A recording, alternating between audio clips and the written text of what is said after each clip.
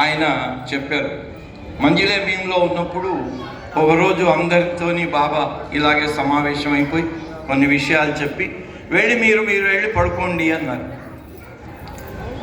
అనగానే అందరు వెళ్ళి పడుకున్నారు. ఒక ఇద్దరు మాత్రం ఏం చేశారు, వాళ్లకు మూత్రానికి వచ్చింది.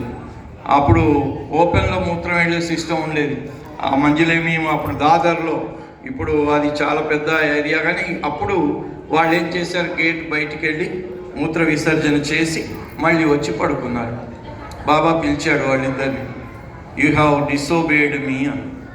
అదేంటి బాబా, వెళ్ళి పడుకోమన్నారు, పడుకోవటానికే వెళ్తున్నాం మేము, ఈలోగా మూత్ర విసర్జనకి అర్జీ వచ్చింది, దానికోసం మూత్ర విసర్జనకి వెళ్ళి మూత్రం విసర్జించి వచ్చి పడుకున్నాము, దీంట్లో డిసోబీడియన్స్ ఏముంది అంటే అంత మనం ప్రతి చిన్న విషయాన్ని అంత ఇదిగా తీసుకుంటాం. బాబా అన్నాడు, కాదు, నేను వెళ్ళి పడుకోండి అంటే మీరు వెళ్ళి మీ మంచం మీద పడుకోవాలి. మీకు మూత్రానికి వెళ్ళాలనిపించినా ముందు పడుకొని ఒక 5 నిమిషాలైనా పడుకొని తర్వాత వెళ్ళి మూత్ర విసర్జన చేస్తే నాకు విధేయులుగా మీరు ప్రవర్తించినట్లు. అంటే ఎంత ఖచ్చితంగా చూడండి, మనం ప్రతి విషయాన్ని ఎంత సులభంగా తీసుకుంటామో.